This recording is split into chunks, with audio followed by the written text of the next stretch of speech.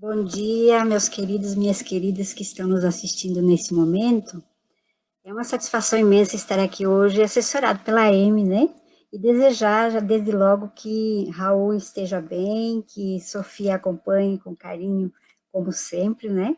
Para a gente poder ter entre nós pessoas saudáveis, pessoas guerreiras e que possam levar essa mensagem tão bonita dentro desse canal tão combativo, né, que está aí à disposição da nossa sociedade. Eu gostaria de dizer hoje que o nosso trabalho vai estar relacionado com o tema mecanismo e comitê de prevenção e combate à tortura. Vamos fazer um apanhado geral e aqui estaremos então está nos apoiando a perita nacional do mecanismo, né, a Ana Valesca Duarte. Ela esteve à disposição esses dias atrás, só que eu não pude estar, então, ela nos agracia com algumas explicações que são importantes. Então, a gente vai intercalar a fala dela com as colocações que dizem respeito ao Estado e alguns comentários.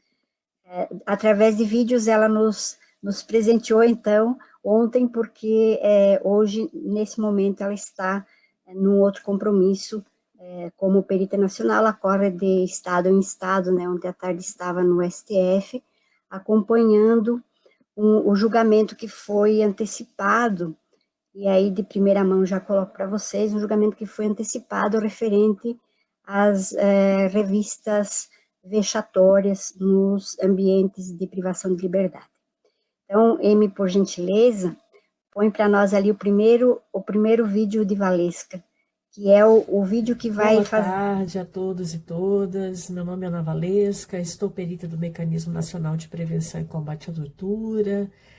Primeiramente, quero agradecer a oportunidade de estar participando aqui desse espaço, do programa Desacato, para falar um pouco da importância do Sistema Nacional de Prevenção e Combate à Tortura.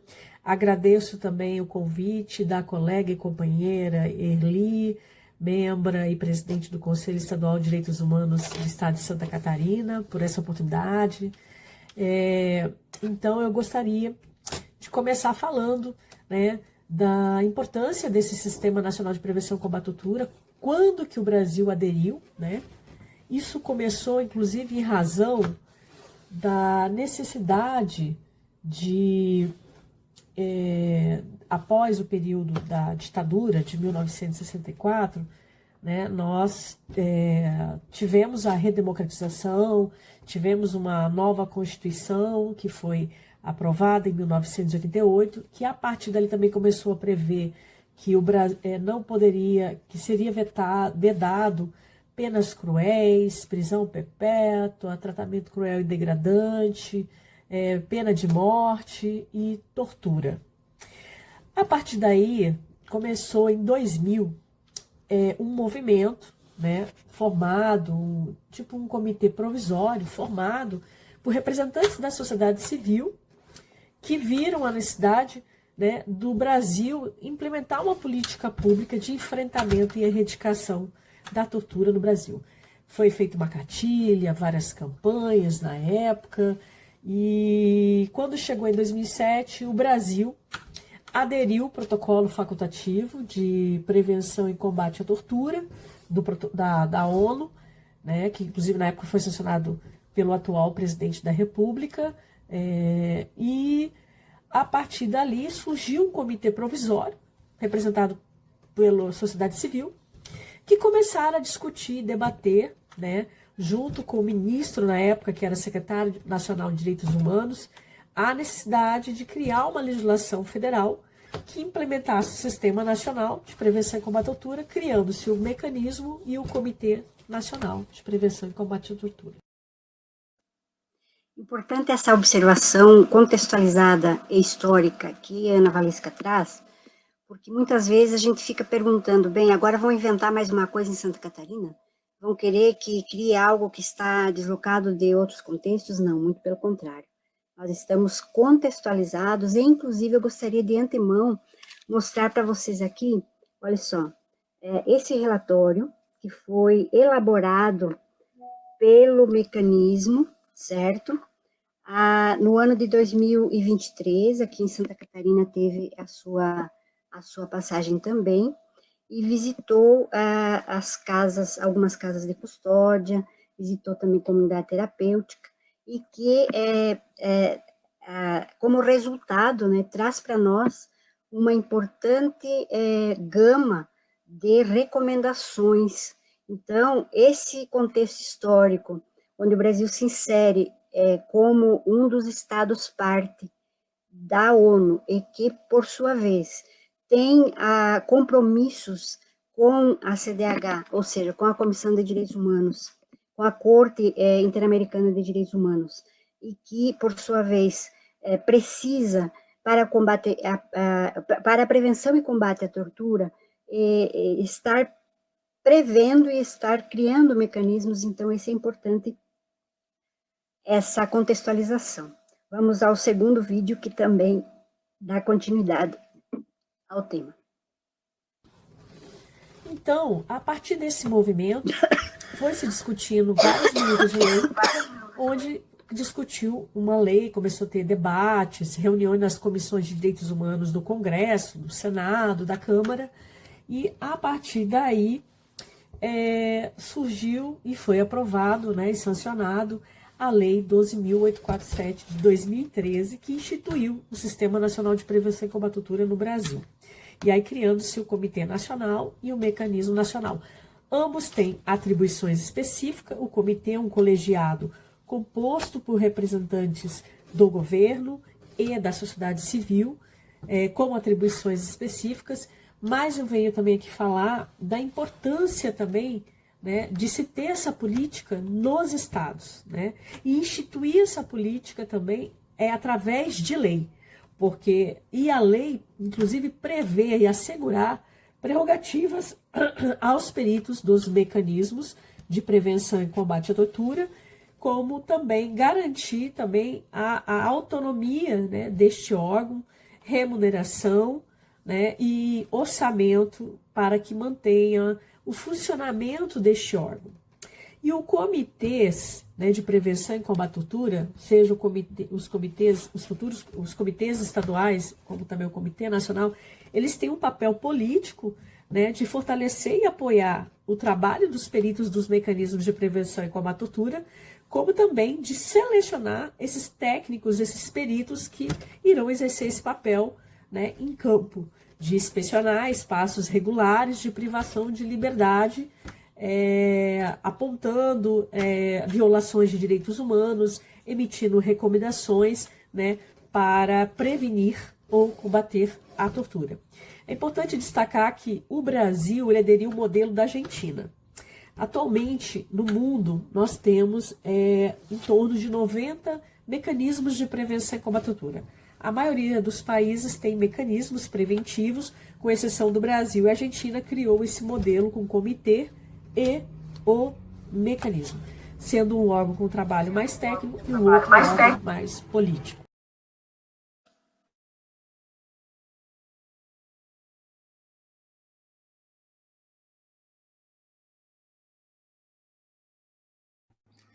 Eli, acho que o teu microfone tá desligado.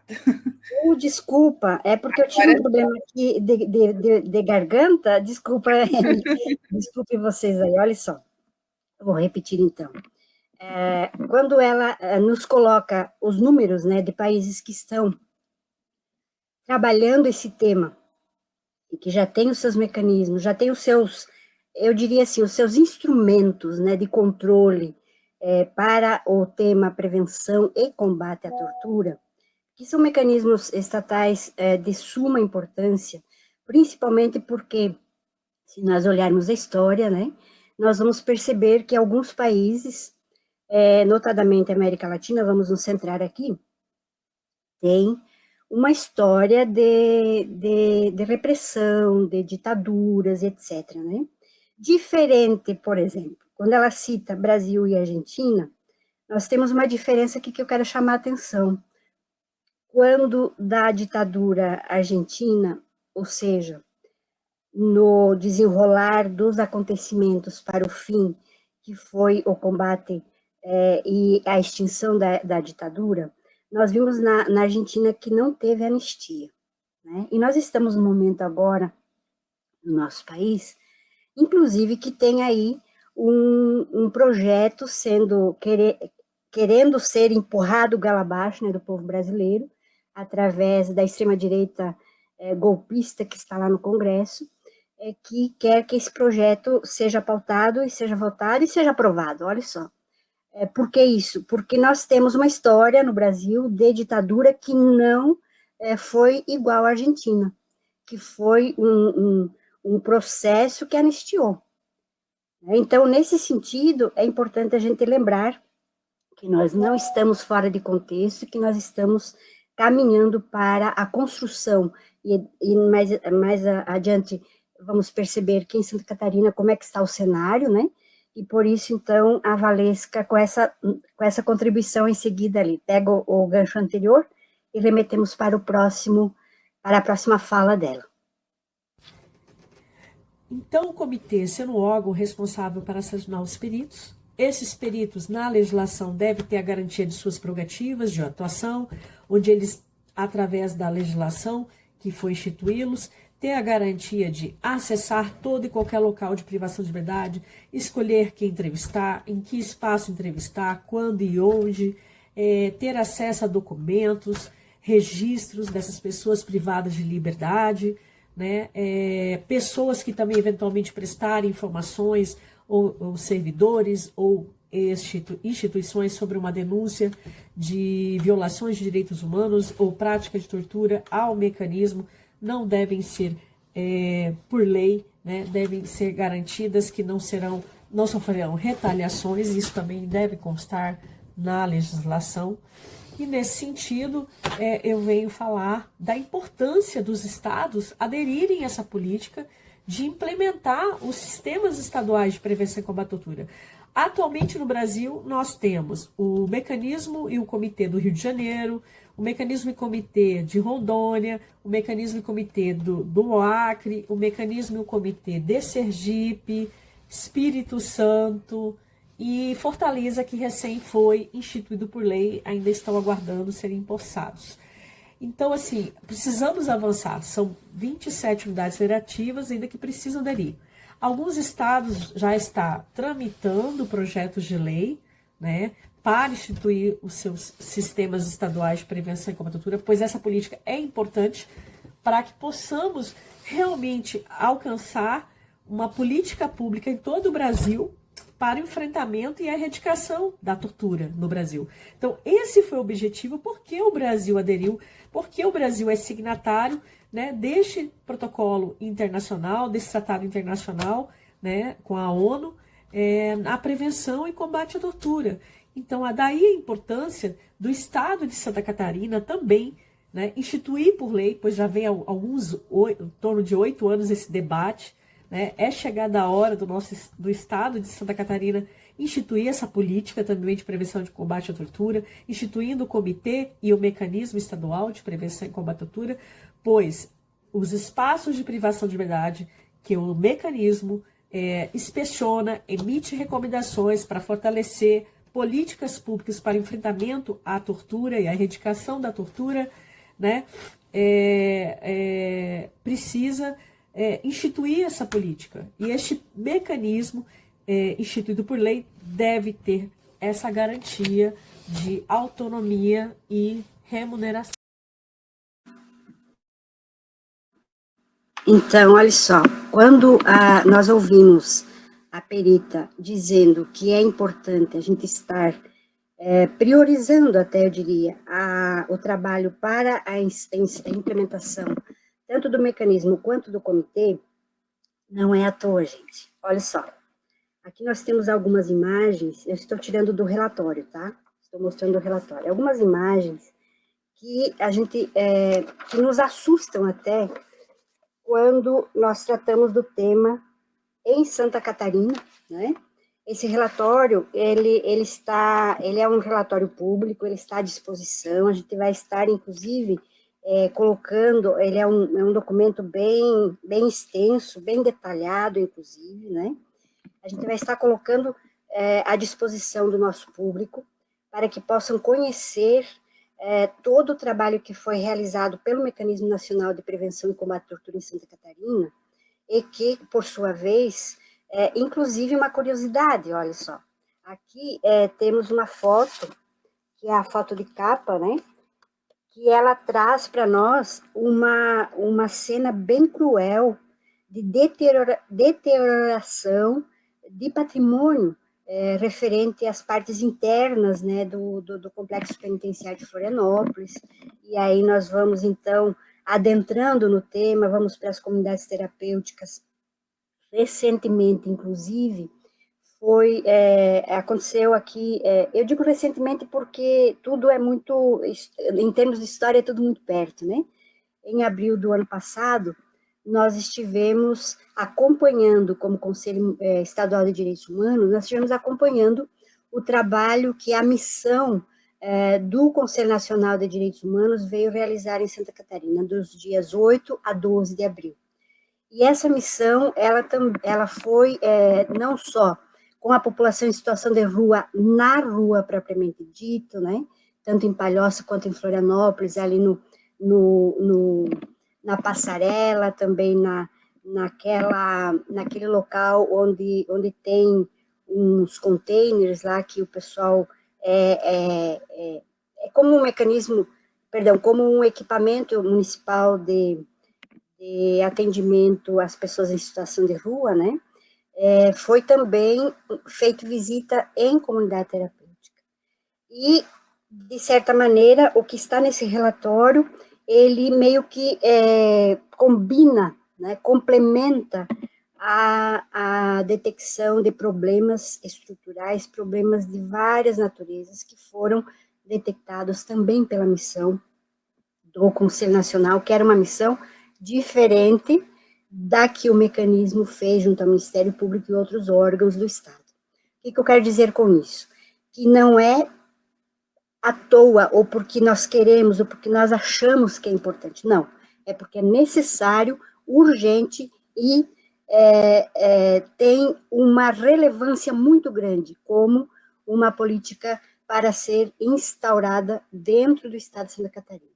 E, por último, então, a Valesca deixa o recado final para a gente ir fechando um pouco essa ideia e remetendo para o que a gente está realizando a partir do próprio Conselho Estadual de Direitos Humanos e a sua Comissão Não Permanente de Prevenção e Combate à Tortura, que a gente criou também no ano passado, com a mesma pretensão, ou seja, de ser um apoio ao Conselho e à sociedade, né, e aos órgãos que estão ao redor desse tema, debatendo, aprofundando, estudando, averiguando, enfim, para a gente chegar à conclusão de que realmente é importante.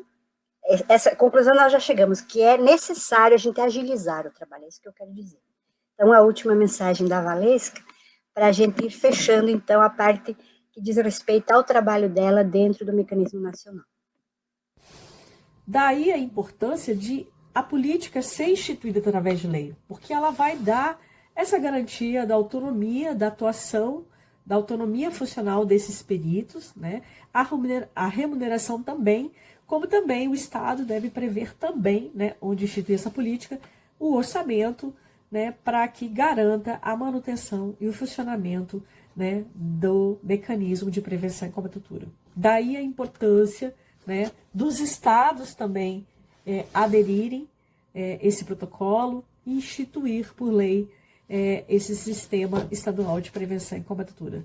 Nesse sentido, agradeço aqui a participação, espero ter trazido algumas noções e pontuações para a sociedade catarinense sobre a importância dessa política e a importância de implementar também no estado de Santa Catarina. Obrigada, Erli, por esse espaço, né, por poder compartilhar um pouco da importância dessa política.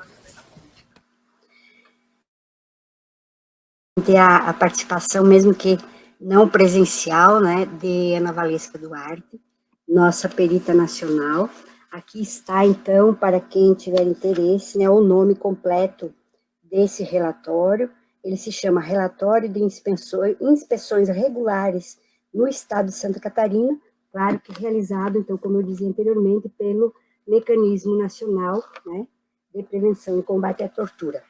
Esse relatório, ele tem detalhes, né, daquilo que a gente vinha comentando, o relatório de detalhes daquilo que acontece dentro das unidades, tanto prisionais de regime fechado, quanto de situações que são relatadas de um modo geral, em geral, aí na sociedade, né, que chegam para nós, tanto no Conselho de Direitos Humanos, quanto no próprio Movimento Nacional de Direitos Humanos, que atua em Santa Catarina.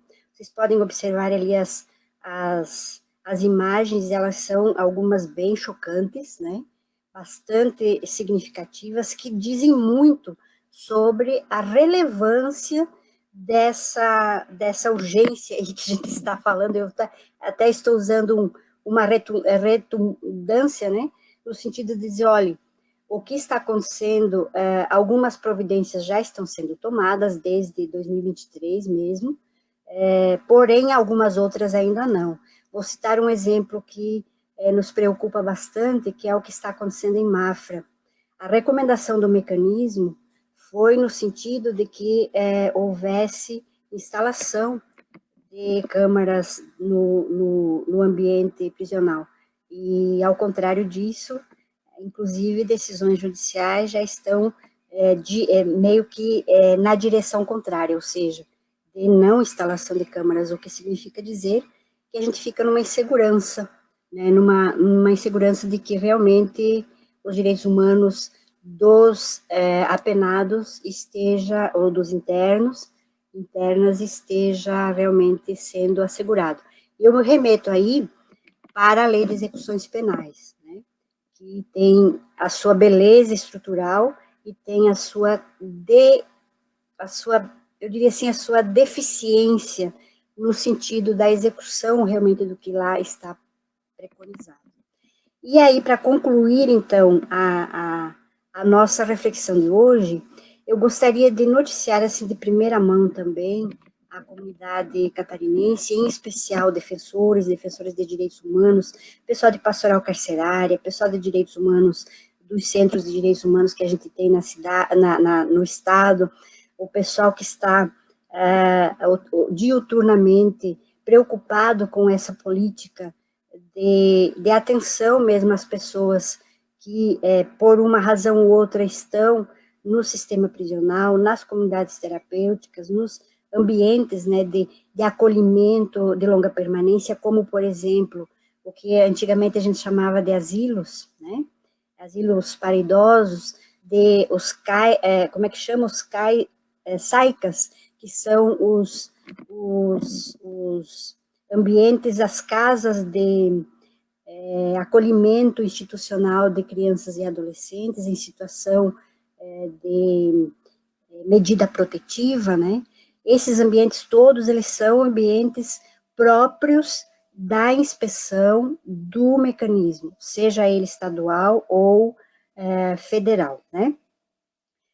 As imagens realmente nos chocam, eu repito, a gente vai deixar à disposição para que vocês possam conhecer o teor desse relatório, e não só por conhecê-lo, mas também para ver onde é que já está acontecendo algum tipo de ação para dirimir essa situação desastrosa, né, que a gente vê, ou então, quem sabe, até solucionar problemas, tá?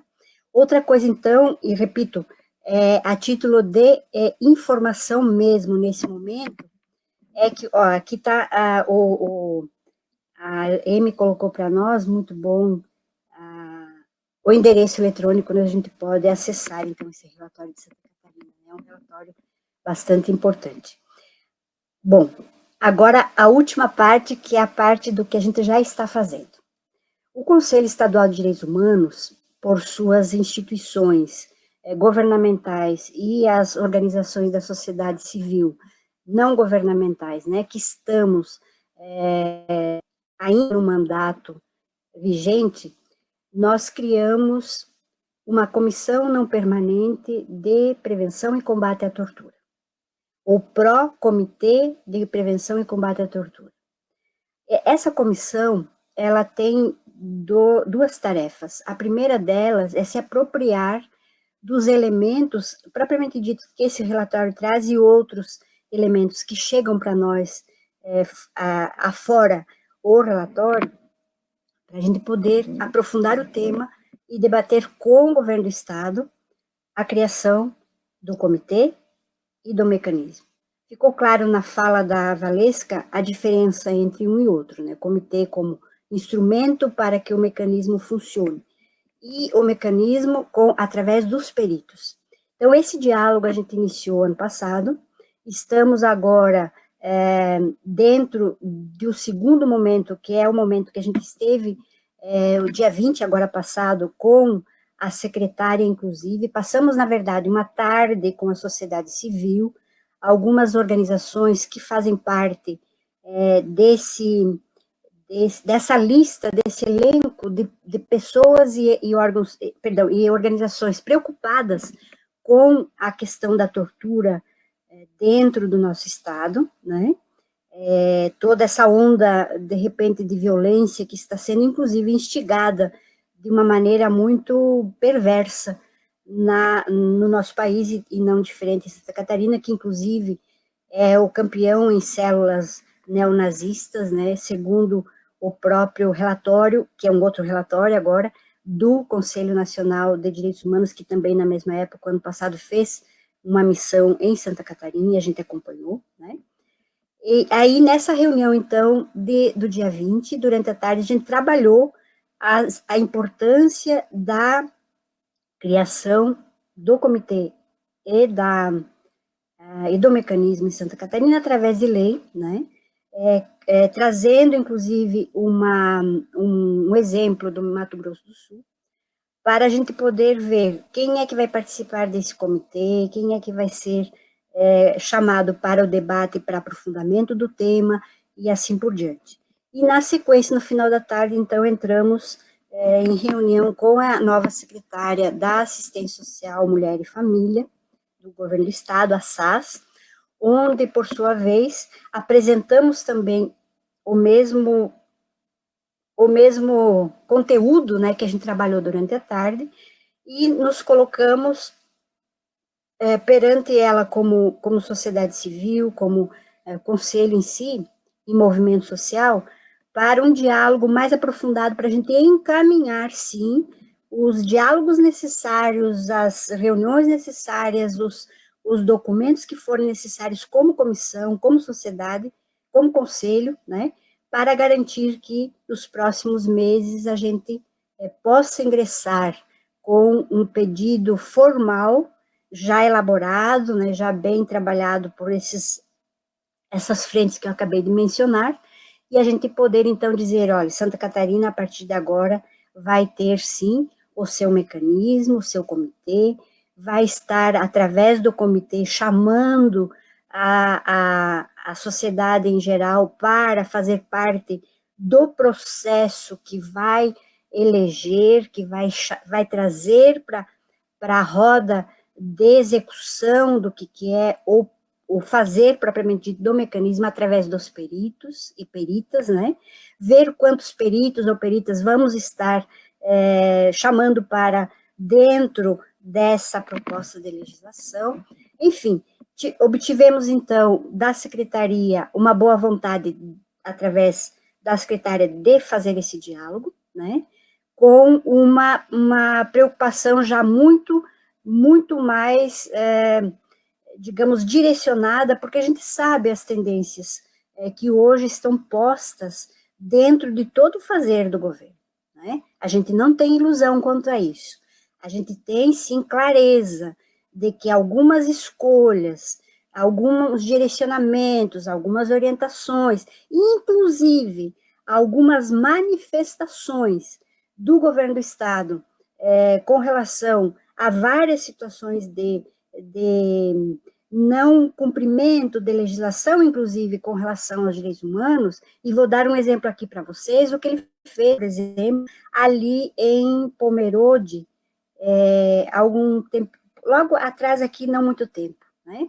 Onde ele mencionou claramente, né, a questão da cor da pele das pessoas, que meio que qualificava o município como sendo um município de pele branca, né, e por isso um município mais importante, assim por diante. Então, esse detalhezinho que parece inocente, ele não é inocente. Ele demonstra, sim, uma característica de racismo estrutural. Querendo ou não, né, o nosso Estado é um Estado que ele tem uma característica bem marcante, né, de supremacia branca, vamos falar assim. Eu arrisco dizer, porque a gente tem argumentos que fundamentam essa questão. Então, é muito importante a gente levar em conta, para a gente não ter ilusões, para a gente não achar, né, que está tudo certo, nós vamos enfrentar barreiras, sim. Mas quando uma secretária diz, eu quero dialogar, e a gente vai dialogar efetivamente, a gente vai provocar os debates necessários, né, a gente já fica mais tranquilo, não pela missão que nós temos, não pela guerra que nós vamos enfrentar, ou pela luta que a gente tem consciência que a gente vai enfrentar, né? Mas pelo fato de a gente ter todo um processo a ser construído. Então, todo o processo que é construído com a participação das pessoas, dos grupos, dos coletivos, dos movimentos e das próprias instituições, é necessário a gente dizer, não vai ser fácil, mas vai ser possível e nós vamos realizar. Isso é um propósito, isso é um propósito. Por outro lado, você pode estar perguntando, bem, como é que é feito, então, de quem é formada, ou quem forma essa comissão não permanente criação do comitê e do mecanismo em Santa Catarina? Bem, nós temos aqui algumas frentes, né? Além, é claro, da participação do Conselho em si, né, o Conselho Estadual de Direitos Humanos, nós temos aqui a sociedade civil ali colocada, mas nós temos também alguns órgãos públicos, representação, então, do Ministério Público, do TJ, da OAB, do CRP, e eu destaco aqui o CRP, já indo para a conclusão, então, da minha fala, pessoal, que é a importância que foi, nesses 8 anos daqui para trás, a importância que foi o trabalho realizado pelo CRP, que é o Conselho Regional da Psicologia, Regional 12, né, que eles chamam. O Conselho Regional de Psicologia, ele puxou o debate para Santa Catarina, ele liderou, protagonizou esse debate, e é um reconhecimento que a gente faz, porque a gente não pode deixar que a história morra e as pessoas se sintam, muitas vezes, até prejudicadas por aquilo que fizeram e depois foram esquecidas, e daí todo mundo quer ser o pai e a mãe da criança, né? Não. Nós temos consciência de que o trabalho realizado pelo CRP, Conselho Regional de Psicologia de Santa Catarina, foi um trabalho belíssimo e um trabalho muito completo. Lá em 2016, 2017, quando nós estávamos no primeiro mandato ainda, após a criação do Conselho de Direitos Humanos, nós chamamos, né, esse tema do mecanismo do comitê veio para a mesa do Conselho, e nós chamamos o CRP para estar conosco, apresentando o resultado do seu trabalho até ali, onde tinha sido feito uma porção de visitas, de reuniões, de debates, etc. Né? E eles apresentaram para nós, num arquivo, me lembro muito bem, num arquivo físico, inclusive, bem mais grosso do que esse relatório aqui, tá? De mais de 200 páginas, onde eles trouxeram o que nós chamamos de dossiê de criação do mecanismo e do comitê em Santa Catarina. Esse dossiê, ele traz relatos muito incomodativos até, muito assim, preocupantes, né? E que de lá para cá, se a gente for olhar para a história e vendo esse relatório do mecanismo aqui que eu acabei de mencionar e mostrar para vocês, cujas imagens também foram mostradas, olha só, Se eu pego o dossiê apresentado pelo CRP ao Conselho de Direitos Humanos e eu faço um confronto com este relatório, é desanimador. Por que eu digo isso? Porque no momento em que o trabalho do CRP, junto com todos os que, não foi o CRP sozinho, tá? O CRP puxou a fila, o CRP liderou o processo, né? No momento que eu pego, então, e comparo os dois documentos, eu observo muito claramente que no dossiê constam inúmeros ofícios que vão, ofícios que vêm, ofícios que vão, ofícios que vêm, e sem resolutividade. A prova é que esse relatório apresentado agora, em 2023, ele diz, pessoal, está aí a realidade. Vão deixar que continue assim ou vão realmente fazer com que o mecanismo e o comitê saiam do papel, a ideia, e partam para o papel lei? Essa é a pergunta. E ainda digo mais, já em conclusão, olha só, quando o tema é criação de um mecanismo como o mecanismo e comitê, né, como política de prevenção e combate à tortura no Estado, eu vou fazer uma comparação aqui para vocês entenderem melhor, tá? Porque às vezes as pessoas acham assim que é uma coisa lá muito longe, muito difícil, muito distante. Não.